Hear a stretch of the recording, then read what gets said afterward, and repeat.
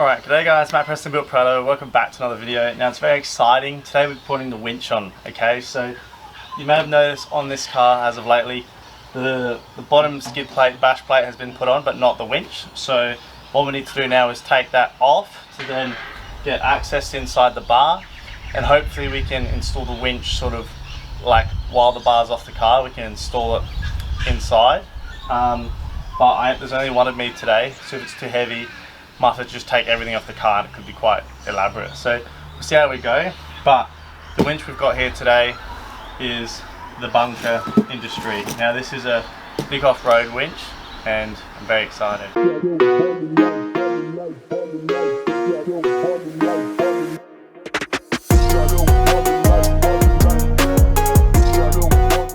Okay, well here's the winch itself. So this is a VicOFFroad winch. Now what you're going to get in the box essentially when you first read it is you've got the massive control unit here. So obviously this is just the main wiring and power of the unit, and as you can see it's quite a nice little shape there, and it's got two little things you pull out here. So this is where you connect the power and the wire, and then in here is obviously where you'll plug the handheld wired remote as well. You've got a mounting bracket on the back and you've got all your cabling. So that's the control unit. Now in here we've also got a Fairlead. Now it's a bit of a fancy looking one. It's got like a little bunker on the top and it's a different sort of unique shape. So we'll see if it fits on this, but if it doesn't we might just have to use the one that's already on here, which is the King's Dominator Fairlead. Now in here we've also got the wired remote, so they'll plug into that control box, in, out, pretty straightforward. But they do also have a very fancy wireless remote. Now the reason I say it's very fancy is because it has an LED torch built in on the bottom and also a torch up here.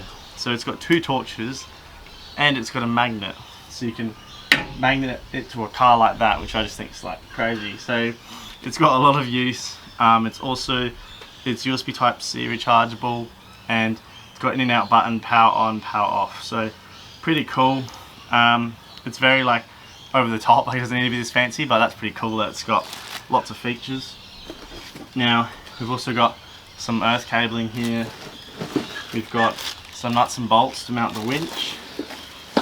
We've also got the instructions, which I will probably end up reading. And we've got a little rope here. This I'm pretty sure you can pull on the end of the hook if you just want something easier to grab. And then we've also got the hook itself. Now this is a beast of a thing. It's quite massive and it looks very aggressive, so I do like the look of it, and I think it's going to look so good on the car. And I'll probably end up hooking this like maybe even on the bar up here. We'll just have to wait and see what we end up doing. So that's everything in the box. Now let's open and unbox the winch itself. Okay, here's the winch itself. Now the contents of everything in the box is about 28 kilos, so this would weigh about 27 kilos I'd say. Now it's all cast iron, sturdy, and pretty much it needs to be strong because it's a 1300 lbs, which is one of the bigger sizes you can go. And yeah, pretty much on the back here got the three wires here, so you get your positive, negative and the yellow, which is also already marked on here. So they do try and help you out and mark everything, which is nice. It's also got your clutch engage and out engage as well, which is handy. So yeah, pretty much we're going to start trying nutting this out and getting it on the car. Okay, I've got the instructions here. We'll say they're very thorough and they've got massive pictures, so that's a huge win there. They put some money into that. Now I just thought I'd run through some specs of the winch in case you're interested in one yourself. So it's forged steel, the finish is matte black powder coating, weighs about 62 pounds, so yeah, about 25-28 kilos.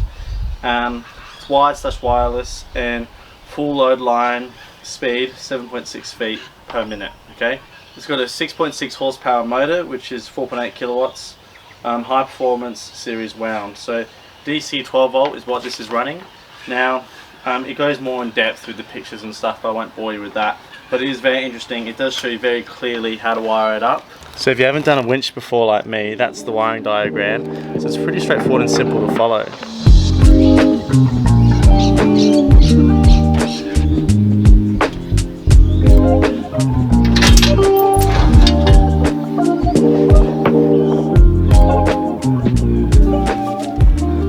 so I've pretty much taken everything off the car now. It's fully back to bare minimum. Now I've got the winch here upside down, so these bolts are very funny, but they've got a square nut on the end. So pretty much that square nut gets slid into the channel inside this winch here. So that's obviously how you're going to bolt it to the bar. Now I've had a look at everything. I think I'm ready to go to try and lift this in and bolt it up. So we'll see how we go. Now the control box here, they actually show it on the pictures and stuff. There's two little holes just here, and there's this little bracket here. So this actually sits on there quite nicely, and that looks like a proper winch. There's also 2 holes on the other side here, so I think you could flip the plate around and have it so it faces the other way. But I don't want to mount it on here because I've got the 3 spotties at the front, and I just think it won't look very good, and I don't like the look of these hanging out the bar. Don't get me wrong, way more practical, but they also get beaten up in the weather and all that. So my ideal plan is to hopefully this can either stay here still, and because my winch is being mounted on the side, it might just stick out next to this radiator and it might be fine. Otherwise I'm going to try and like put it somewhere separate, essentially just like screw it to somewhere else on the bull bar. So, and I've got a few holes in the bar, so I should still be able to like flick the switches and do all that sort of stuff.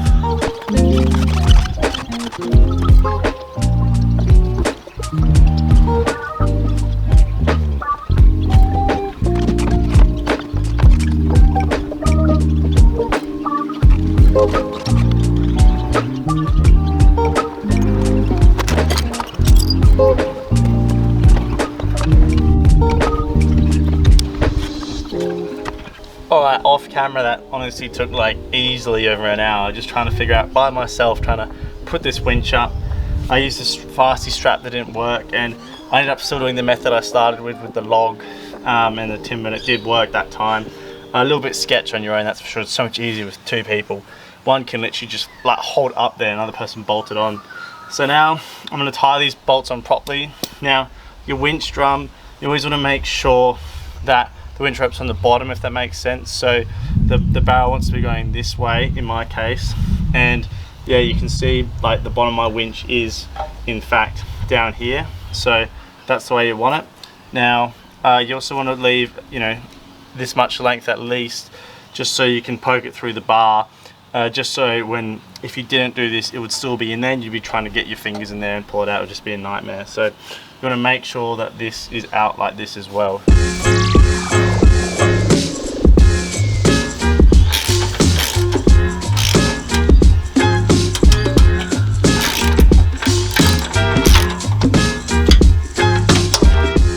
Okay, so I've just tacked the number plate back on there, and I've put it up to its highest adjustment, so it's probably 15 mil higher than before. And then, because as you can see with this old Fairlead here, how it's a bit more of a basic design, so that does fit there fine. But this is the one it comes with, and it's got like a little fancy pattern, and it looks a bit fancy.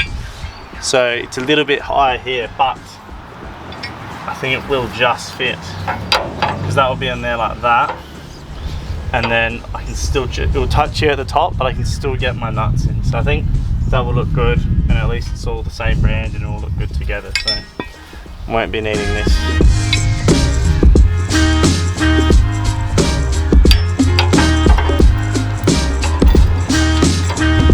Cool, that's fully installed.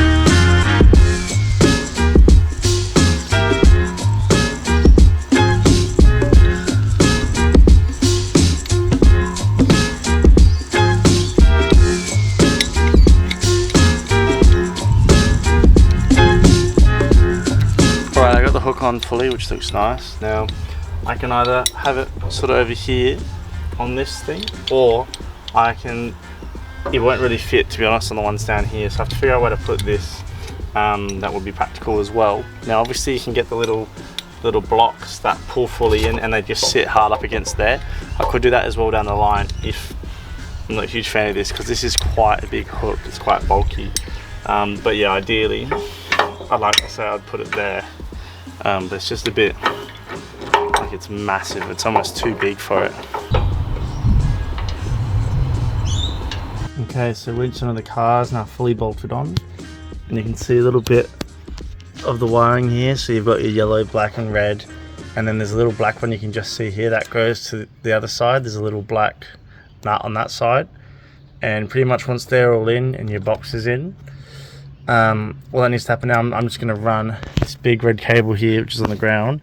I'm going to run this one up to my battery, and then I've also got this big long black one which I'll pretty much do the same, so and then it should be pretty much set up and should work. Okay, so before the winch goes on, I just want to check that I can get this little skid plate to fully work. So because of the body lift, it has moved, so I'll show you what I mean. So this is the skid plate, and it's quite simple. It's literally just come with some little nuts and washers here and little hex head bolts, and then the piece itself. So it's quite simple, 3 cutouts and 2 for the side. So there's 3 holes here, and then the 2 for the side are actually this top one. Now you can see I've already taken this one off, that one's still on over there. So this hole needs to get cut out a bit more, so then this can go to here instead of here where it should be, but it's still going to cover and protect this whole section just above the bash plate here, and also cover that up nicely. So I'm going to get these 2 bolts off, and then we're going to try and mount this up. Alright, so I've just mocked up the little bash skid plate on there. Now it's using the same bolt, but I've had to do, it's a bit annoying, but you can see here I've got 2 big washers, and on this side I've got 1, so it's a little bit uneven by like 2-3 mil, and then obviously that bolt I have to undo from in there, and then these 3 are on top. And this plate, you can either have it like this, which to me makes more sense, because if there's like mud and water and stuff, it will run down here onto here and then run off, whereas this plate, it kind of bolts better being on top, but then the mud and stuff could get stuck in it, and it also doesn't really make any sense. But let me know what you guys think, but I think I'm going to run it like this because it's a bit more logical to me. But obviously if you don't have a 50mm body lift and you have this bar, this won't be here, like this would be up here and it would all fit in line. So mine has this lower bit, that's why it looks a bit funny, but it kind of looks like a recovery point if you didn't know what you were looking for, because it kind of hangs low. But yeah, as you can see, it covers all this up, and from far away it just looks a lot cleaner. So very happy with it. I think I'm going to go with it like this, and we're going to bolt it up properly.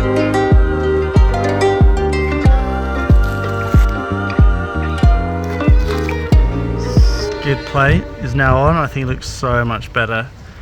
Went with the underlap, and I think it looks really good with the car. Okay, so it's pretty much fully installed, which kind of went quite quickly at the end. So as you can see, I've just got the negative and positive here that I simply just need to hook up properly. Now with the positive, you do want an isolator. Now this winch unfortunately doesn't come with one, which I know quite a few of them do. So pretty much I'm gonna probably test run it today, but then I'm gonna disconnect it properly until I get an isolator fit between that positive terminal over there in the battery and this positive cable here. But besides that, it is pretty much fully installed, ready to roll. Okay guys, so it's time to put an isolator switch on the winch. So pretty much most winches would normally come with one, but this one didn't, unfortunately. But it is a bit cheaper, so you sort of, like, it doesn't really matter overall. But pretty much I've gone to J-Car, and for about 50 to 60 bucks, able to get everything I need. So we've got 4 of these little 35s here. Now these are a little bit smaller, and these are the size we need for a little isolator switch. So I got them. I also got this isolate switch here.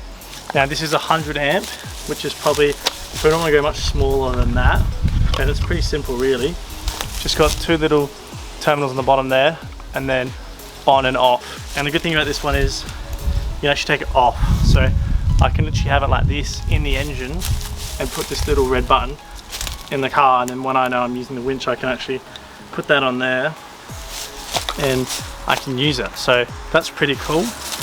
And then also we've got this cable, which you have to buy it in the meter, which is a bit annoying because I don't need that much, but this is what we're going to be putting from here to the battery, and then the other end of the switch that's already there will go to this, so then this can turn it on and off. So we'll crimp all these together and put it in. A shout out to one of the future sponsors, which is Team U, which is didn't expect that, but you can get heat shrink kits like this, as you can see, and look at the amount in there, and like something like this will cost literally like $10–12 instead of like $50 if you went to the shops. So, or just buying them individually, which is what you'd normally end up doing. So if you want to get heaps of this sort of stuff at like a bulk price, this is the way to go, because in here we'll have the exact size I need. It's got all the unit measures on there. I'm literally just going to be able to go in here and grab the one I need. Okay, so this is what I put together. You can see I got the isolator switch up here and the cable, both crimped, heat shinked and everything, so it's fully protected. Now we're going to put it in the car. Okay, got it fully wired up. It's not the best job, but it does work. So I'll stay to switch here, so I can take this out, or I can just leave it here on off, and that positive goes into here. That's all protected. Positive, negative in through here, down here into the bunker winch. Okay, so the clutch is engaged. So we turn the isolator switch on.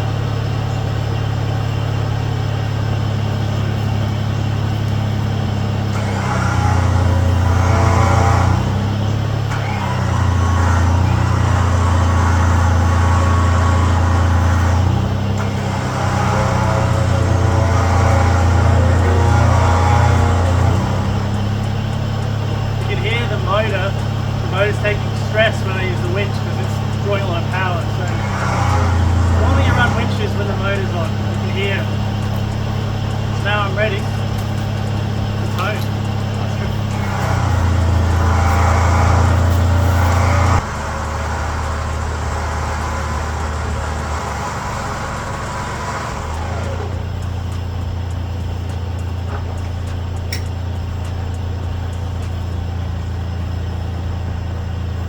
Okay, well I'm pretty stoked about that. That's my first time installing a winch ever, and I think that went alright. It seems to work. Nothing's on fire yet, so it should be all good. And pretty much I think the most important thing is obviously that you get all your positive wires, you know, safe, and don't make sure they earth out on the body anywhere. Now obviously with the winch, when you first get it like this, you want to run it fully out, and under tension run it fully in, and that's just to keep the rope close to the drum, because you want that rope to be really tight around the drum, not loose. Alright guys, I'm super stoked with the outcome. I think it's really good that it all works perfectly fine. Now, right now I'd love to show you guys a video of me pulling it out and then like pulling like a Land Cruiser up a hill or something. But in all seriousness, I just had my appendix out recently and I can't lift anything heavier than 5 kilos. So pretty much even this is pushing it. So unfortunately I won't be really doing that today, but I just thought I'd get the video out there and you can see it pull out and in, and then obviously we're going to go off-road and pull some cars out. So super stoked that it works, and yeah, shout out to VicOFFroad for sponsoring me with this and being able to supply the product, and yeah, I'm hoping to use it for many years to come.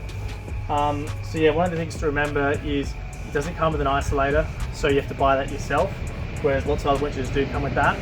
And this winch also doesn't have a little breather in it, which is for if you're fully submerging that whole front end underwater. You probably want to get a little breather kit and you can run it up to your bonnet. But obviously I'm not in the big high country, and I honestly won't really be driving through stuff that's that high in the car, so I'm not really worried about that. So just a thing to look out for if you're trying to get one yourself. But yeah, these are a great price and they're very competitive, so that's obviously you pay more for what you get. But that's pretty much the winch install video done. Hope you guys enjoyed, and yeah, we'll catch you guys next time on Built Prado.